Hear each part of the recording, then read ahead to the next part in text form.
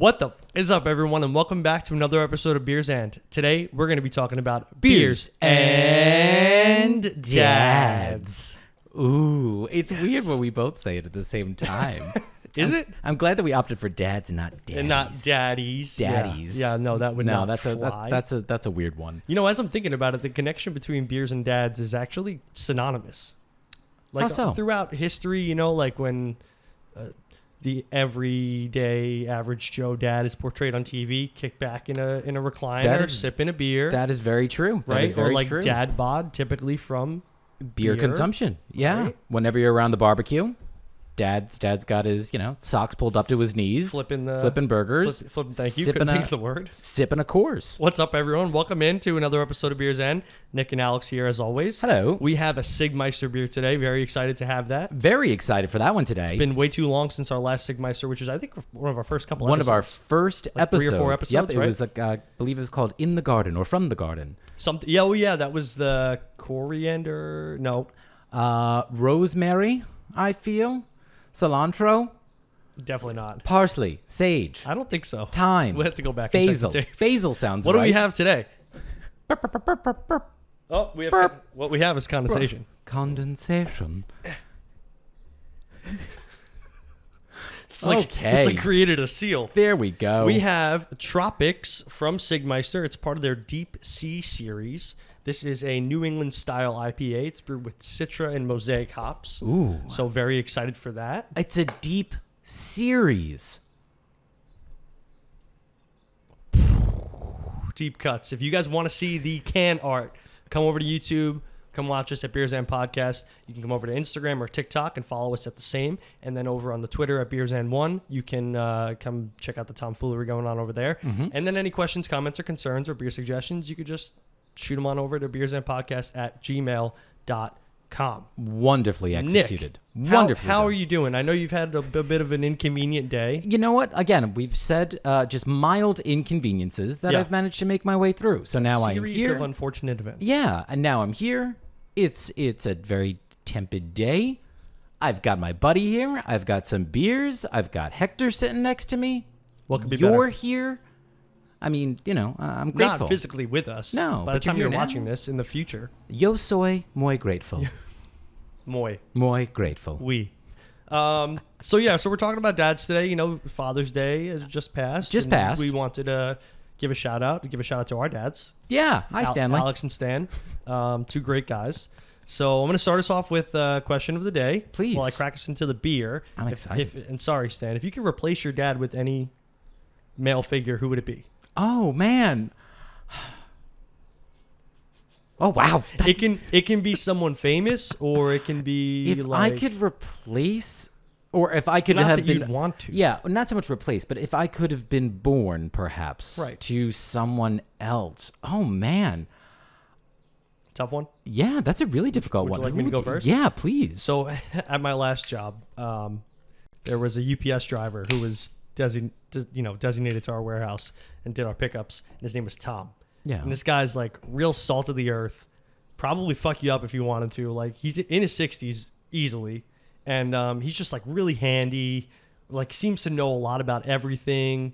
A real ball buster. Like, Okay. he'll come in and just like ball bust everyone.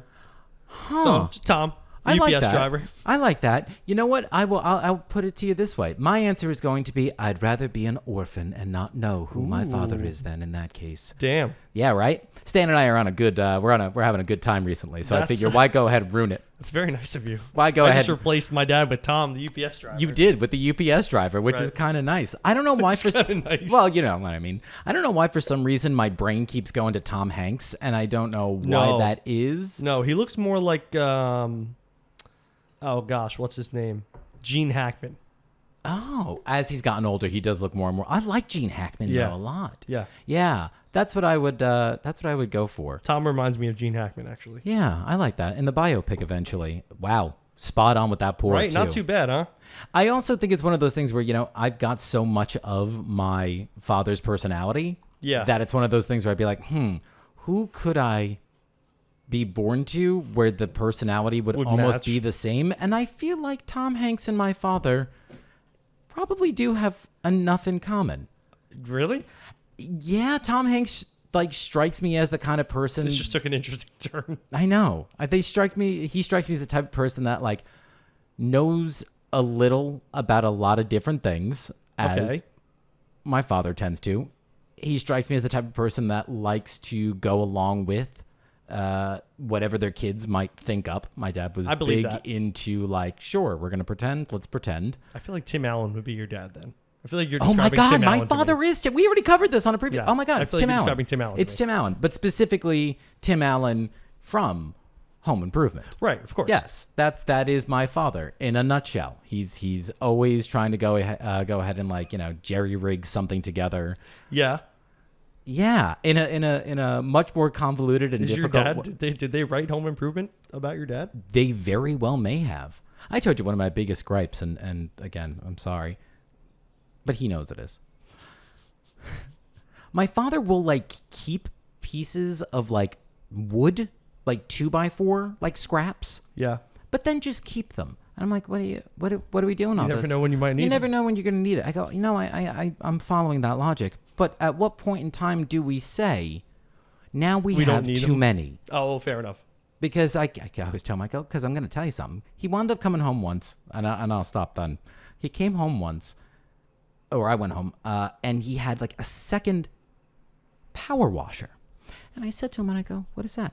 He goes, it's a power washer. I go, don't you already have a power washer? He goes, yeah, well, a buddy of mine was getting rid of it and asked if I wanted it. I go, well, but why did you say yes? He goes, I don't know. I go, because let me tell you something. Half the shit you see in here, it's getting all thrown out one of these days. That's a great answer. I don't know. I don't know. I appreciate Sometimes the resourcefulness. The heart wants what the heart wants. I agree. Yes? Yes. And it was another power washer at that time. I guess so, for but your dad. How many power washers does one man need? The limit does not exist. The limit does exist. It's one. We've got yes. Yes. One is the There's limit. not a lot of vinyl siding on their house. Stan, you know, the longer this episode goes on, the more I'm thinking that you might get replaced by I either was Tim gonna Allen or say, Tom Hanks. Like I said, we've been having a really good run. You know, off topic, but I always confuse Tom Hanks and Mel Gibson. One denies the Holocaust, the other doesn't.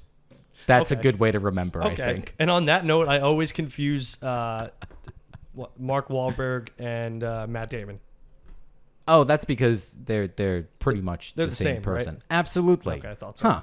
You know, I keep getting whiffs of this. A bull-necked individual from Boston. It's a Boston bull neck right there. Ooh, this smells delicious. It does, right? Yeah.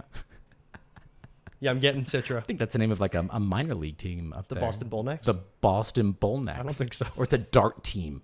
Definitely the Oh, I name of love like that. a dart team from like. Why would you know that? I don't know. I just feel like that makes sense. Like they're from Quincy and they call themselves the Boston from Quincy, Mass. Wouldn't The Boston Bullnecks. Wouldn't they be the Boston Bullseyes? Oh. If they're not, they should be. Let me tell you, we are on a roll I haven't today. even had my beer yet. Look at that. All right, I we almost should just go. tilted and spilt on you. There we go. Cheers. Tilt and spilled.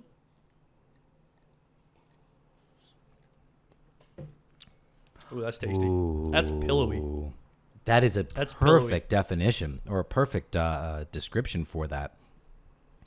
Oh, that is so light on It's the so light. palate, but there's I still get a little grape or Right? something. the distinct. something. I mean, still super distinct flavors. so I soft. love that Citra in there. Citra, yeah, so, Citra Mosaic, kill so much. You could put Citra and Mosaic together all the time, and it'd be fine. And it's always going to work. But I Yep. think the fact that you really touched on this, the lightness of it, it's almost a little silky. It is. I think that's a little unique. It almost like coats your mouth like you're like it's like there's lactose in here, but there's not. But there's not. Is there anything that is particularly unique in terms of Just- like the way that it's No. brewed all No, together? it's just a regular straight up New England IPA. I really remember liking Our the first first Czig Czig Meister? Meister Yeah. quite a bit. I agree. And it's a shame in tasting this now that it's been such a long time I because was thinking that too.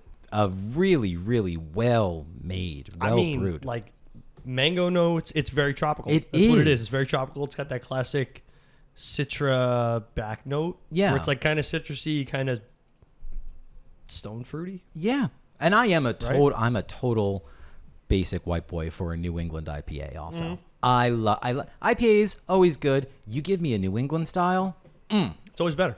always, It's always better when it's hazy. Always. We want it hazy. I like that. Always better when it's We hazy. want it hazy. Yeah. If it's not hazy, I don't want it. get it away from me. I don't want it at Yeah, all. I don't want it. I don't want it. I don't want it. This is delicious, though. I'm actually really disappointed in the people who have rated this on Untapped. What are It's these? only a 3.91. Oh, fuck them. It's really not that many ratings. It's only not even 1,200 ratings. But well, let me tell you. I'm going to be much higher than this. Yeah, of those 1,200, a lot of them, not good people. I see some fives. You know what? I see a 4.25. These are folks that weren't raised by good dads, is clearly what it is. That's what it is. That's right. I said it. What are you going to do about it? 1,200 folks on Definitely. Untapped. You can tell a lot about someone. What are you going to from how they rate a continue? beer. Are you going to continue to not listen to this wonderful podcast? Away with you. We don't do it for you. Unlike this beer. Yeah, this I do for you. Oh, just so nice. Super tasty, super light, And super you're, fluffy. you know what? Just thinking back to the Deep Sea series, the fact that it is called tropical, which is almost in like contrast with the idea of it being a New England IPA. I think. Yeah, definitely. So really, really nice. Like I would have this in a much more warmer scenario, a warmer place. Like I could have this at a maybe not on the beach, but at a beach bar. Sure. I could get down. Maybe the New England IPA is misnamed. Maybe it should be Maybe. Island PAs. Maybe. Well, what is England but an island? And this is just That's New fair. England. Right? So all right, we connected it. I mean, hey, there we go. What's the word they use in court? Not digress. I retract. Retract. I retract my statement. Retract, redact. I redact. Redact That's it? it. Is that it? I redact my statement. I like that. What are you going to throw on her? Solid 4.3. You know what? I'm gonna go with you. Echo. I like a good 4.3. I think that's right. Very, very, very appropriate. I can't get over how light it is. But you're right. But it fills the mouth. I guess like very the flavorful. mouthfeel again. It's really, really it's pleasant. Mouthfeel. I'm rambling. No, it's okay. Please go on. No, that's I really like the mango character I'm getting from this. I wouldn't say it's mango flavored. No, but you hit the nail on the head. I think Almost when you said like overripe mango. Yeah, I think you were right when you said like stone fruit though. Yeah, I'm here for it. We get some good stuff in there. Ooh, I could go for a nice piece of like halibut with this. Oh yeah. Ooh, nice meaty whitefish. I would probably go mahi. Ooh, a nice meaty whitefish. Yeah. Perfect. Yeah, I love a good mahi, or sea bass. Ooh, Chilean I sea bass. love a good Chilean. I'm sea that guy bass. that goes to a steak. Not recently. I've come to really enjoy steaks. Yes. Over the last like year or year and a half or so. But if I go to a steakhouse and there's Chilean sea bass on the menu, that's an easy smash order. Oh, 100%. I Yeah. think I told you that I went to a place with my sister recently, and they had they had branzino on the menu. And again, the guy was like, "Do you want it filleted?" I was like, "No, No, I want bring the whole that fish. Bring that whole goddamn. I want it to look at me when you bring it out." And he was like, "You know what comes with the bones?" I go, "Yeah, that's fine." We might have even talked about this last time we talked about that. I think so. But I've never had escabeche. I don't know I've if always I have wanted. either. It's like a whole. It's either a Jamaican dish, it Yeah. can be, or there's also a spin off of it in Latin cuisine. Ooh. But it's like a fried whole fish with spicy vinegar, Oh. and you get it like all like you had it. Yeah, like served the out to Branzino, you. Yeah. If Like anybody pickled knows, vegetables and hot vinegar. ooh, if anybody knows where we can get that, let us know. Jamaican place. There's a couple around here, actually. Is there? Oh, yeah. I've never actually had like legit Jamaican cuisine. I don't think I have either, but I've also never been to Jamaica. Nope. Oh, one time. I was 13. No. Someone tried to sell me drugs. I was off the boat for like 30 seconds. Well, naturally. Yeah, or Jamaica. Jamaica. Yeah, it was beautiful. Jamaica deal? I Good. I was hate 13. me too. I had no idea what I was doing. Oh, that's true. That's true. You never know. I'm gonna start us off with dads. Go for it. We're gonna do some quick hitters. Okay. So I have here for you a collection of some of the best and worst dads of all time. Oh, And, okay. And I will give you backstory. Okay. Okay, so we're gonna start off with King of the Franks, ex-Emperor of the Romans, Charlemagne. Charlemagne. Charlie Correct. Magny. Charles Magny. Yeah. Charles Champagne. He was the Roman emperor in the late 18th to early 9th. Oh, I'm sorry, late 8th to early 9th century. Mm-hmm. Charlemagne had 20 children. Ooh. Some with wives and others with concubines. Ooh. Do you know what that is? Do you know what that is? Do you know what that is? Yeah, you know what It's that a is. mistress. You uncultured swine. You swine. So I think it's actually like you're hired, aren't you? I guess I think a mistress is like a. I don't know. I think a mistress is like supposed to be a secret. Yeah, I think it's supposed to be a secret. A concubine, it's kind of like. You're my Yeah. You're right. I think I because think a concubine is part of a harem, I'm not sure what that is. like a harem of women. Oh, No. I have no idea. I just know that it typically involves that the concubine being of like a lesser status than the wife. Oh, okay. Yes, that is correct. Yeah. Okay. So 20 children. He insisted, including the girls, that they all receive an education. So Really? phenomenal for him for the time. Wow. Yep. He had an illegitimate son named Pepin. Pepin was a hunchback. So Pepin the hunchback is what they called him. Yes. Yeah. So Bring all my children around me. So he was one of the Pepin. older sons. So like as tradition, he would favor the older son. Even with in, the in hunchback? things, yep. Oh. But then eventually when he chose a successor, he passed over Pepin. So Pepin got pissed and decided that he was going to plot to kill his father. Oh. Pissed Pepin's plot to assassinate Papa. It's a lot of That's a lot of. it's a lot of peas. It's a lot of peas. Okay. So he tried to kill him, or he was going to. Yeah. Until Charlemagne found out about this. So instead of executing Pepin like his co-conspirators, he instead commuted his sentence and sent him to live in a monastery for the remainder of his life. So this would be a good father, like maybe even too good of a father. Yeah. Like your son was going to kill you, and you sent him off to a monastery, let him live. I wonder if, and just based on that, because I never knew, I knew about Charlemagne and whatnot. I never knew that story. Mm-hmm. I wonder if that is the foundation for the Hunchback of Notre Dame. It very well might be. That's the al- only other hunchback I That's the know. only other hunchback I know. I'm also curious, how many people are born with hunchbacks nowadays? Who can tell us that answer? Is that a thing? The Google. The Google, yeah. Tell us the answer. Yeah, because I've always seen like older folks who like are just like riddled with like scoliosis at this point in their life, and it seems like they're growing into their back, which frightens the living shit out of me. But like It's kyphotic. what is That's the technical term for it. It's kyphotic. Yeah. Or kyphosis, when someone's spine has an unnatural curvature. really Yeah. I don't know about. how common it is. Yeah, like Huh. how many per year, or like diagnosis wise. But it's not one of those things that you not necessarily born with it. It could develop. Oh, okay. Over life. 'Cause Okay. That's all it is. Yeah, because I feel like I've seen folks that might be defined as such nowadays, Oh, but definitely. they I have tend too. to be much older. Yeah. Yep. It just frightens me because again, they're I can't imagine how they see. Yeah. I Where know. they're It's almost like going. your chin is parallel with the floor, and Yeah, and their Yeah. eyes are always then like Yep. almost as if they have to be like strained up, and I always think like, what a headache you must have. So when I for was an their- X-ray tech, one of the techs that I worked with has like a hypothesis and says that she wonders if a lot of people our generation are going to be kyphotic when we're older. Oh, I because of guarantee the it. constant looking down at the phone. I guarantee it, 100%. It's probably already happening to everyone. Slowly.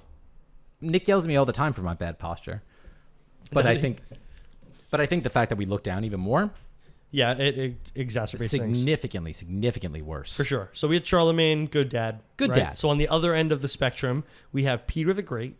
Mm-hmm. So he was the erratic ruler of Russia from 1682 to 1725. He fathered 14 children with his 2 wives.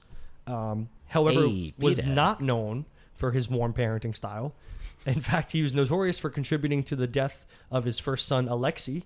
Alexei was convicted of conspiring to kill his father, so kind of a mirror image of Charlemagne. Yeah. But this was without a lack of concrete evidence. Before his execution, Alexei died in a cell of stab wounds from a torture session. Oh. So Peter the Great, not so great at being a dad. Which is strange because the Russians are usually known for their warm and loving style. Oh, for sure. That's like you say Russian, I say aw. Yeah, super warm people. moving back to Rome, Yeah. we have another great. Okay. This time it's Constantine the Great, Emperor of Rome from 306 AD until he passed in 337, so for like 30 years. He had 6 children with his 2 wives. You know, I'm starting to notice a lot of this 2-wife thing. Oh, yeah. So now when you say 2 wives, now what I'm thinking, just speculating perhaps, wife number 1 Very well could be. probably died. Yeah, and I'm very thinking, well could be. Yeah, because I think if it was for them to be defined as wives, because I don't think that there were too many that were necessarily like polygamists, because I think that they were like Charlemagne, whereas a matter of They had like a concubine. I've got a wife and then I got a couple concubines. Right. Okay. Yeah. Fair enough. I'm speculating. I don't know. I've never. We don't know. I have I've never no had a concubine, No, I've and I no. doubt my wife will let me. I would assume that she probably wouldn't not. be on Probably board. frowned upon. Yeah. I'm going to speak on her behalf. Yeah, that's probably wise. yeah. I'm gonna shut up now and keep going about Mr. Constantine. Tell us about other shitty husbands and fathers. So he had 6 children with his 2 wives. Yeah. He was the closest with his eldest son, Crispus, who oversaw, great name, by the way, oversaw many of Constantine's military campaigns. So Really? they were really close. And then, all of a sudden, for reasons that remain unclear, in 326 AD, Constantine had his son executed. His name was erased from official records, and monuments made to him were destroyed. Oh my God. So I did some digging. Yeah. Because I wanted to know, because the original article that I read didn't have the information. And it turns out that a likely reason for this was that he was having an affair with his stepmom. Something in me, Told I you. swear, had said, was he, I was going to say mother in general, but like, Yeah, just so considering the it's time, stepmom. but like stepmother. Yep. Wow. Yep. So her name was Fausta. Yeah. And she was actually executed As well. I mean, I feel like the proof is in the pudding right there. I totally agree. You know what? It's got to be kind of, and not that I hope I'm not coming off in the wrong way here, but I have to assume to one degree or another that some of these like early rulers and whatnot, if you have a child, you become emperor, let's say, at 16, you have your first wife, and she goes ahead and, and as a result, you have your first kid at like 17. Yeah. Figure in 15 years time, you're still not even 40 yet. Our age. And you've got a son who's Yeah. 16. Right. You've remarried. I mean, hey, what is your son but just a younger, fitter version of you? That's true. So, Fair enough. I just defended. I can't believe. Okay. You, Okay. That's weird. it's Sorry. okay. It's just Constantine. The internet says it's Everyone okay. still think it's Keanu Reeves. It's fine. So I have possibly the worst dad of all. I'm gonna end my shorts with this one. Mm-hmm. His name is Thomas Bohlen. So Thomas was born into a noble English family around the 1740s, Mm-hmm. I think. He spent most of his career currying favor with King Henry VIII. So really, he was just a big kiss ass, to be totally honest. So he may have had a hand involving both of his daughters and the king. Okay. So the king first had an affair with Mary, the youngest daughter. Yes. And then goes on later to pursue the older sister, Anne. Anne Boleyn. Yes. Yes. So as the story goes, as King Henry's obsession with Anne grew, so did Thomas's standing in court. So he was kind of like using his daughters to bolster himself, right? Yeah. So some actually speculated that he even pushed his daughter on insisting the king to marry. So they did. Yeah. And then 3 years later, after she failed to produce a male heir, she fell out of favor. They beheaded her for high treason. And Thomas stood there and did absolutely nothing. They killed her brother George too. Holy shit. And he that stood I there didn't and did know about. absolutely nothing. And these 2 kids were totally innocent. Whoa. Wow. Yeah, So rough. this guy was like directly involved essentially with like the reason why the Church of England exists, because Actually, yeah. yeah. Wow. Oh, yeah. I never even put that together. Anne Boleyn. When you said before. when you said Boleyn, or like, I had kind of thought, and then Yeah. you said the time frame, and I was like, I didn't even put that together. yeah. But yeah. Wow. Yeah, That's wild. Pretty wild. I know. Whoa. Good stuff. Thank and you. bad stuff too. And terrible stuff. And terrible stuff. Yeah. So I'm going to start a little light, and I was thinking fathers. Okay, fathers. And the first thing that jumped to my mind was Father of the Bride. I love that movie. The hilarious movie. And the other ones. And the other ones. The and the second subsequent. and third. There was Or only just 2? There were just the 2. Yeah. There's 3. Now, what's kind of interesting is, so first of all, folks that aren't necessarily familiar, simply put, it's a film, again, about a father coping with the fact that his daughter is getting married and all the trials and tribulations, again, that come along with that. Charlie Sheen, not Charlie Sheen. Martin. Thank you. Steve Martin. Steve Martin. Now, I said, actually, or I wrote down that we might know that I think currently in theaters, to be honest with you, there's a newest version of that. I just saw that. So There is. It's called Father of the Bride Part 3-ish. Oh, no, it came out in 2020. Oh, and then they just released another one that came out, I think, actually, like only like a week and a half, 2 weeks ago, something like that. You're right. This was a short. Oh, okay. So I said we might know of the new Abomination, and I don't know if it's an abomination. I don't know. I don't like remakes. I'm not a remake guy usually. I don't blame him. But there was obviously the hilarious one starring Steve Martin. But then insert foot here now. There was an original from the 50s. That wasn't the original. No. Oh, which shoot. I didn't know. No, I had no idea. And I said, but wait, there's more. That was adapted actually from a 1949 novel by a guy named Edward Streeter. So first there was a novel. This has changed hands. Mm-hmm.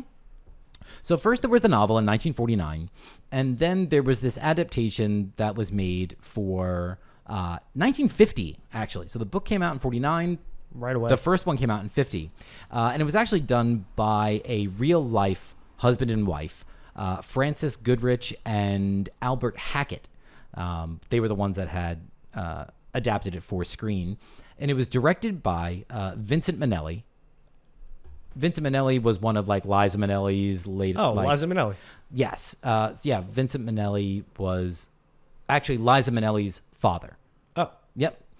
It starred Spencer Tracy as Stanley Banks, the father, Elizabeth Taylor as Kay, the bride, and Don Taylor, no relation, as Buckley Dunstan. I said the poor schmuck who kicked this all off. So the film, I because I had never heard of the 1950 version, I got kind of curious about that one, if anything.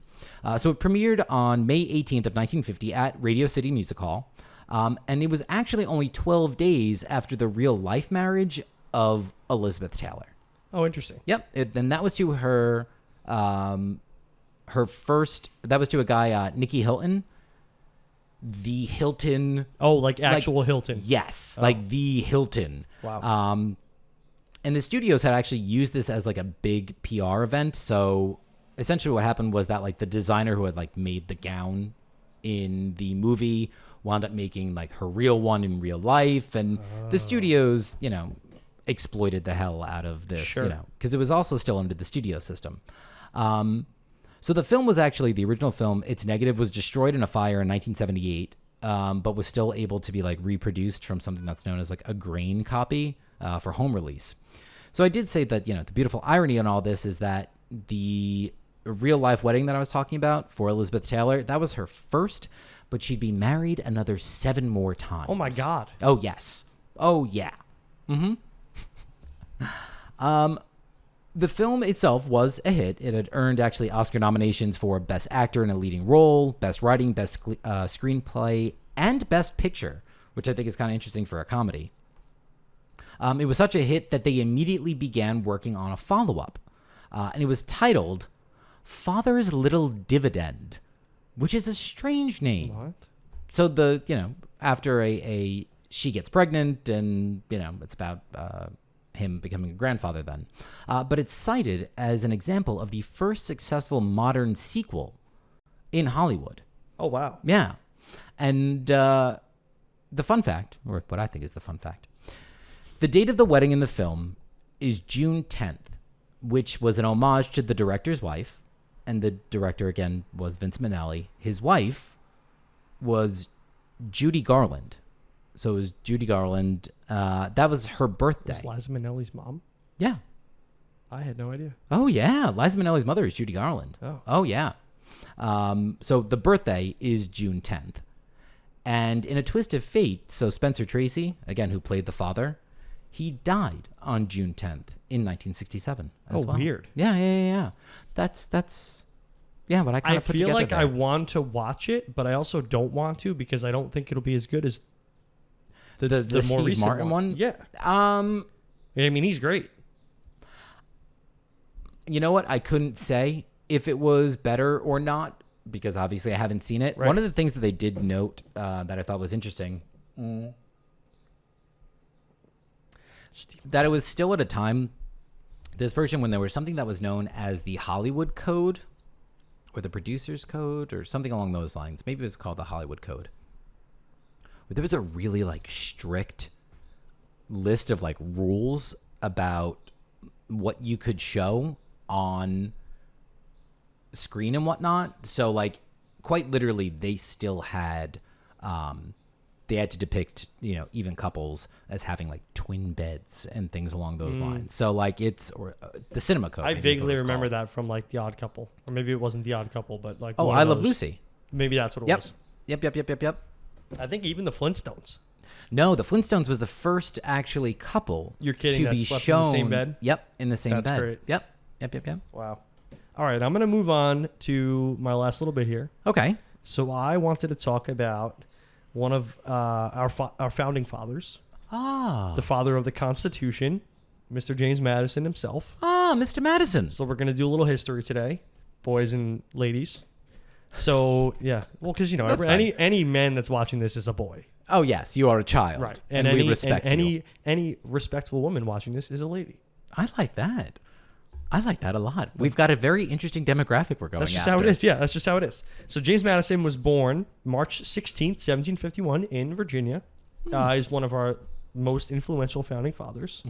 So not only was he a driving force behind the Constitutional Convention and presented the first version of the Bill of Rights to Congress, but he also worked tirelessly to get the Constitution ratified.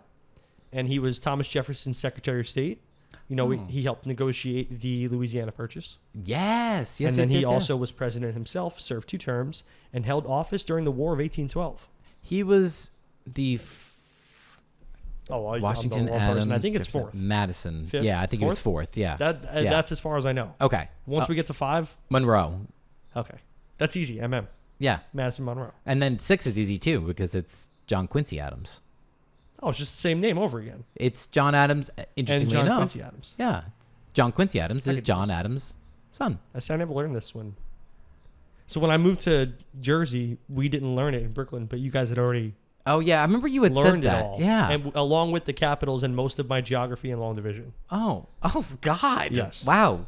So you couldn't figure out, not only could you not figure out the distance to a particular place, you wouldn't know where they were on the map to begin with. In 3rd grade, I vividly remember they would call us up to the board and we would have to do like multiplication problems, but 2 people. Yeah. And be a race so you can get it Oh, done yeah. first. Oh, Hated that God. because when it was long division, I didn't know what the hell I was doing. Wow, what a terrible So I was period. always like looking at the person next to me. You were cheating And in one front time, of the when entire one time class. the teacher called me out on it. She's like, "I could see you looking at whoever was next to you." I'm like, "Oh, sorry. It's a race. Sometimes you gotta listen. Again, to quote Danny, If you're not cheating, you're not trying." That's "You not ain't what he says. cheating, But you ain't trying." thank you. So anyway, Mr. Madison. so we know James Madison. Mhm. We know a lot about him. What don't we know about him? I don't know. We don't know exactly. Oh. That's a very astute thing to say, Nick. The known That unknown. you don't know what you don't know. Right. Oh, is this a quote of his? No, Oh. no. this is me quoting me Okay. right now.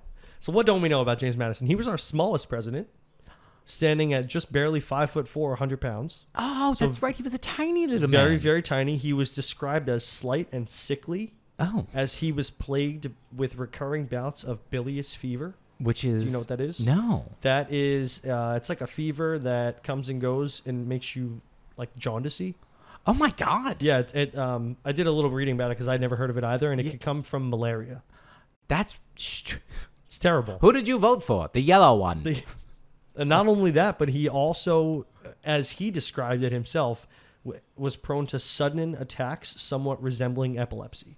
Oh my God. So this dude was like not in the best shape, some might say. Listen, if there was ever an example when people say like our founding fathers, it'd be like, listen, are we talking about the jaundicey which one? shaking one right now, or are we talking the one about with the wood teeth? the one with wooden teeth? Which one are we making reference to at the moment? So he was so sick and slightly that a wife of a Virginia politician once labeled him the most unsociable creature in existence. Oh my God. I know it's Wow. terrible, but what a great man. Anyway, And this was at a time when they didn't really like shower on the regular to begin with. So That's- for this yeah. broad to be broad, Just say I'm sorry, that. for this lovely lady of this the town. lovely lady, respectful woman. You know what? I'm gonna call her a broad because that's a bold thing to have, That's a like terrible your thing to legacy. say. Yeah, like That's a to terrible have thing your to say. legacy known as the woman who insulted the fourth president of the U.S. because he was sickly. Unnamed, by the way. I would We assume did as not get a such. name. Did you know he went to college in New Jersey? Did he go to Rutgers? Well, He actually went Rutgers? to the College of New Jersey, which became Princeton. Oh, So in 1769, he went to the College of New Jersey, now known as Princeton. 4-year course in 2 years. Oh, This what a dude brilliant was man. super smart. Often sleeping just 4 hours a night because he had to read Greek and Roman philosophy and law, like all of us. No wonder why he was so damn sick all the time. Seriously, I would be sick as hell if I was reading all Holy this crap shit. too. Yeah. Wow. So he was the first graduate of Princeton. No way. They have admitted that he was the first graduate, considered the first graduate. That's awesome. Super cool. Can I ask you, of the founding fathers, what made you pick Madison to focus in on? Because the only thing I could think of was father of the Constitution. Oh, okay. That was literally it. Okay. Because at first I wanted to do a thing about Father Time, Yeah. and it's not real. No, yeah. No, it's funny because I started to and then stopped because I Not was easy. like kind of boring too. I was Kind like of after a while I boring was and like, also eh. kind of like not a lot of information. No, yeah. Right. Oh, I'm sorry. I apologize. Continue. You're damn right. You're sorry. Ironically, although he drafted the first Bill of Rights, yeah. James Madison was opposed to them. So he's on record saying he originally thought the amendments were unnecessary and harmful, believing that the Constitution's separation of powers was adequate enough already to protect personal freedoms. Oh, interesting. He eventually changed his mind, however, because he realized that this was the only way that he was going to overcome his opponents and get this thing ratified. So he had to do it. Huh. Did you know that James Madison is one of the only presidents to accompany his troops into battle?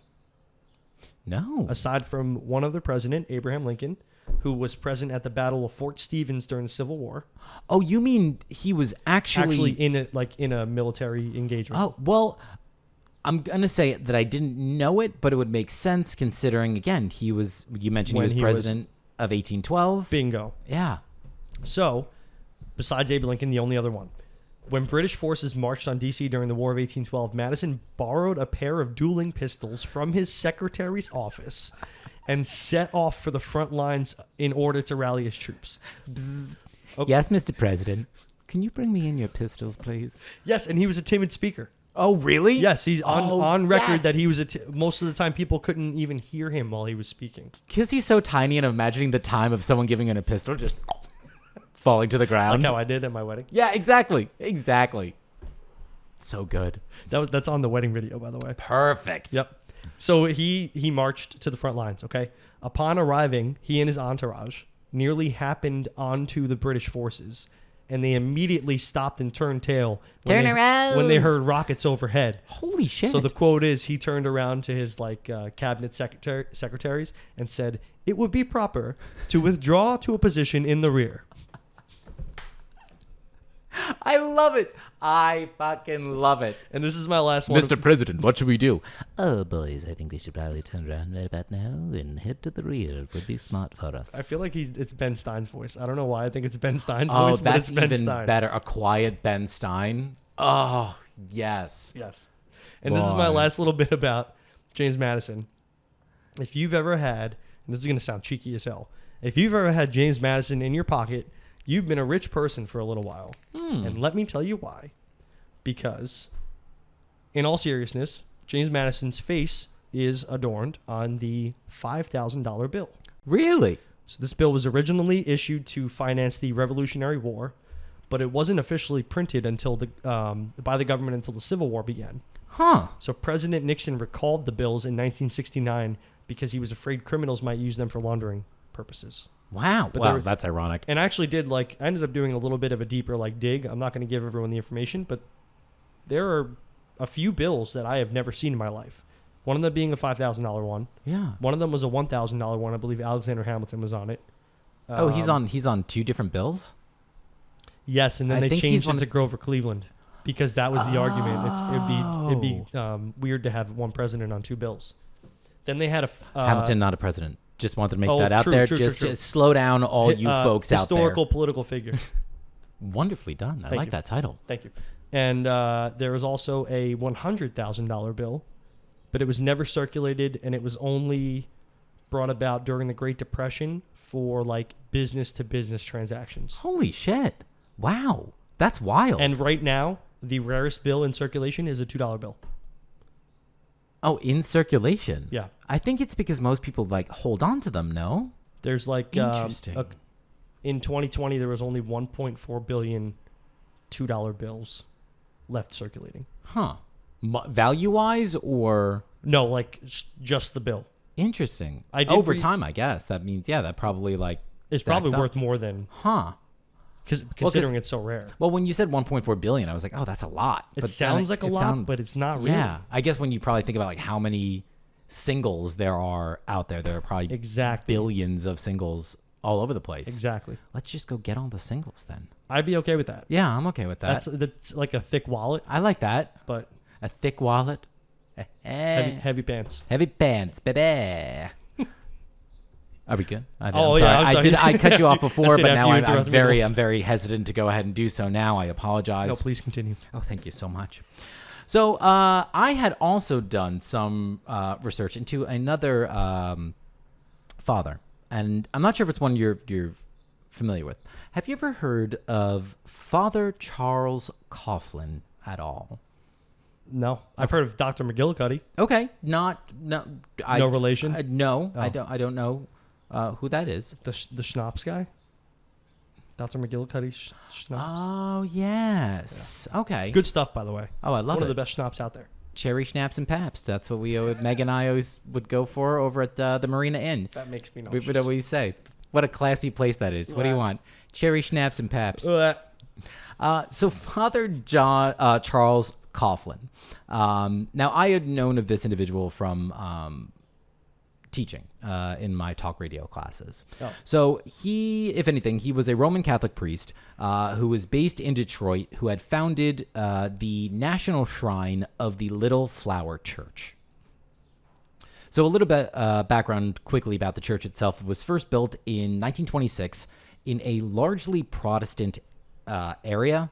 And within days of the church opening, the KKK had come and like burned a cross on the lawn. This is why we can't have nice things. Of course not. Now, this was a period of time, also the 1920s. There was a humongous like rise in like membership of the KKK to begin with. So in response, however, which I think this is the coolest kind of like response, the congregation had constructed what's known as the Charity Crucifixion Tower, made of limestone and features a figure of Jesus that's 28 feet tall, and claimed it was, quote, a cross they could not burn, because obviously you can't, light that on fire at all. So I said, it still exists today, and I said, I was like, that's pretty badass. That's awesome. Oh, you're going to build a little wooden cross and burn it on our lawn? Burn this down, bitches. And go and do as the Lord would do. So that's the church itself. But Father Coughlin was dubbed the radio priest, and he began broadcasting during a period of like increased anti-Catholic sentiment worldwide. And through his broadcasts, he eventually reached an estimated weekly audience of 30 million listeners. Wow. Humongous number of folks. On the radio, of all things. Oh, yeah. Well, and again, I mean, that was the popular medium of the time. That's all they had. So initially, what wound up happening is that like he would give his like sermons naturally, and they were always very like religiously, obviously, slanted. And then beginning around like 1929-ish, 1930, the station that he was on was like bought out, and the guy had said, he was like, you might want to try and like start to pepper in some politics and whatnot. So what wound up happening was that he initially had like supported FDR and the New Deal, like calling out communism and the Soviet Union and Soviet Russia, and like railed against capitalist greed, as Jesus did. Doth. Then he started to oppose FDR and began claiming that he was getting too close with bankers. So following the 1936 election, so figure FDR was first elected in 32, then again for re-election in 36.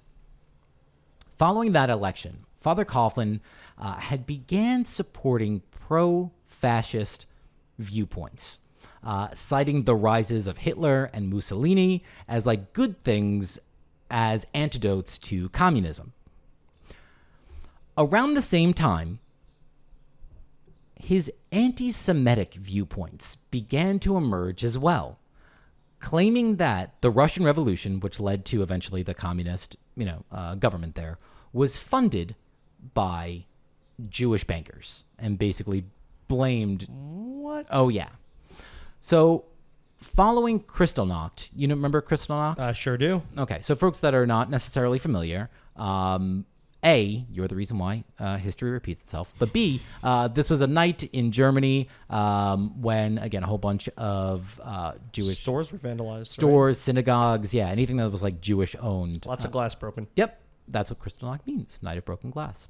So following that, he claimed that, quote, Jewish persecution only followed after Christians were persecuted, basically saying, like, we had it done first. It was us first. It was us first. We're the victims. Exactly. So subsequently, what wound up happening was that some stations started to cancel his shows in New York City, and one here in New Jersey, in Newark, had only started to air them like part-time. They were like, don't know if this should No, it's happen. gotta go, yeah.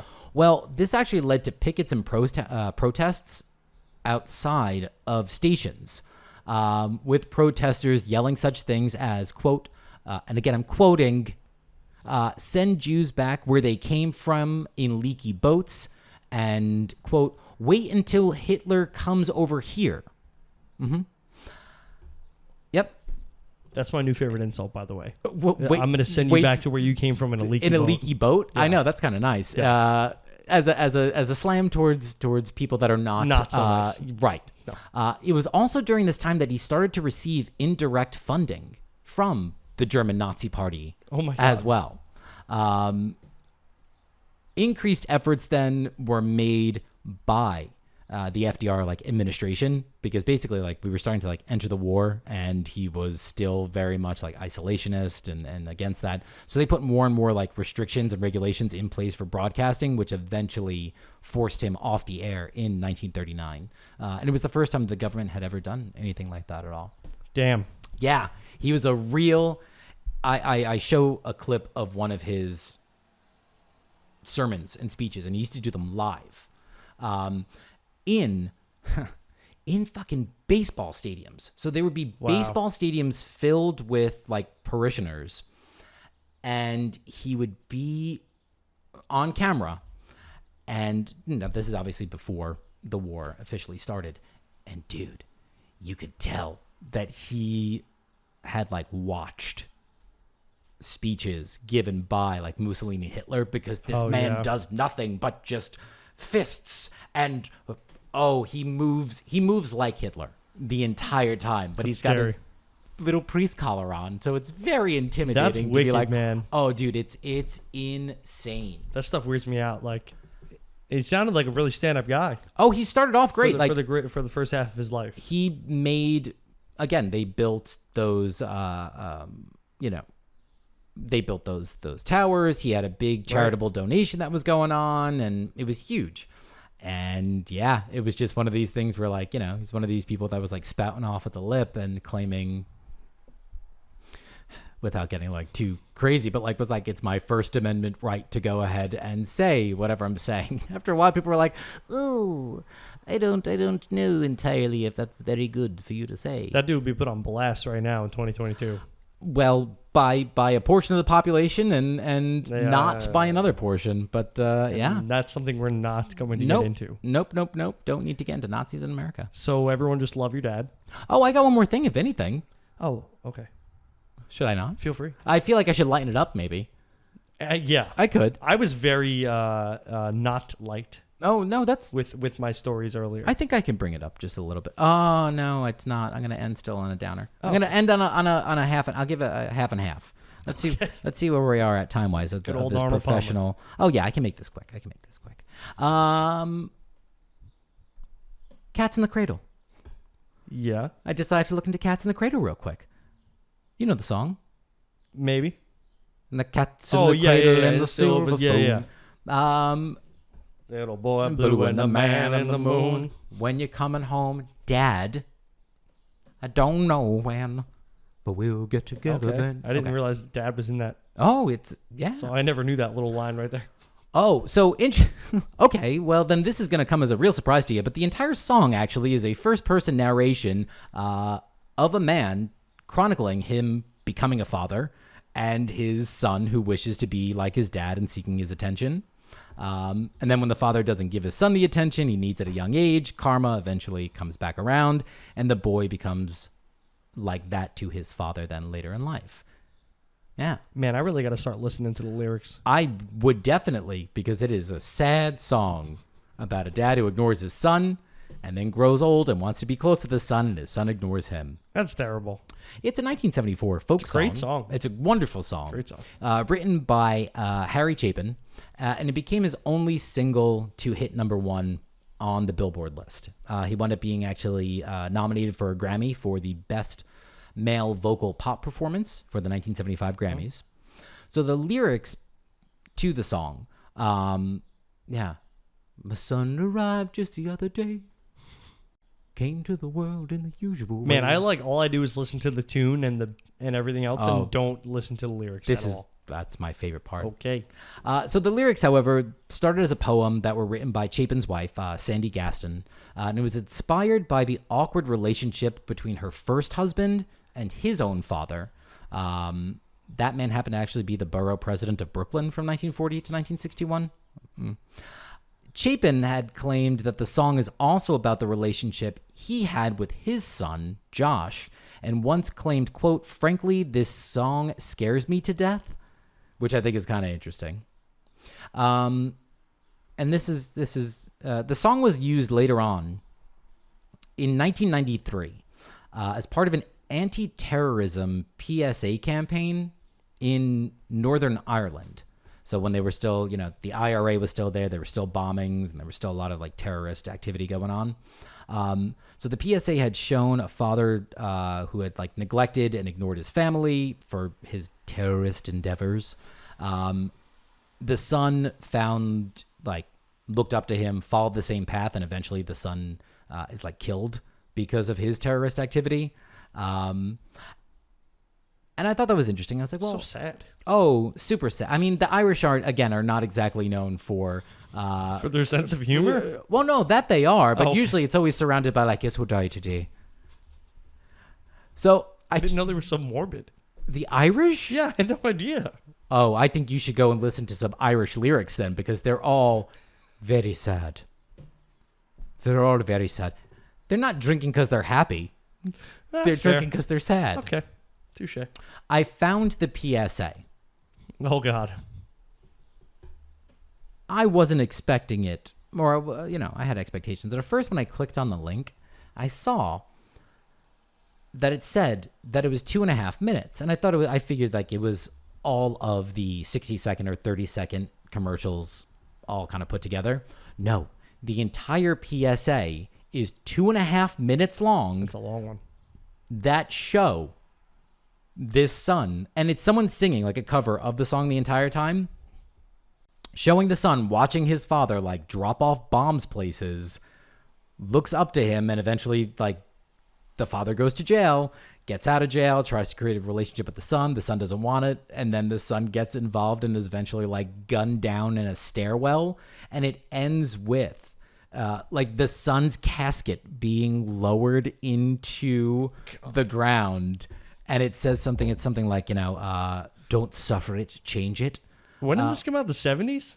Oh, no. When did this come out? 1993. 1993. And I wrote effective for 1993? Sure, why not? Sure. I mean, I don't think it's yeah. It's like those ASPCA commercials, and Sarah McLachlan's just like in the background. And it's the sad animals for like 3 minutes. Yeah. The difference here being that, with all due respect to the Yeah. with all due respect to the animals, these are people. With all due respect to the animals. Yeah. I mean, Yeah, they're not here to defend themselves. No, they're not. I just realized though, what a sad. What a real sad episode. We should not have ended that way. We should not have ended that way. Redo and it. I'm never going to be a father either. So, I mean, there's that. And that's why my hair is still thick and black, baby. Is that why I don't have any hair? I mean, unless you've got kids floating around somewhere, but maybe it's just the prospect of. I don't know. I'm sorry. I've now made it bad. I've made it good for myself and made it bad for you. I started balding 6 years before I met my wife at the prospect of kids. You felt it was in your bones. We knew it was coming. Okay. You guys. Just get out of here. Hug your fathers. Yeah, tell them you love them. Yeah, because they're pretty good. I mean, they did at least one thing right. And now you can do another thing right. Tell your friends. Subscribe, like, comment. And also hug their father. And hug their father. Yeah. All right? And we'll see you next time for a much lighter episode. Probably as light as this beer. Probably as light. Goodbye.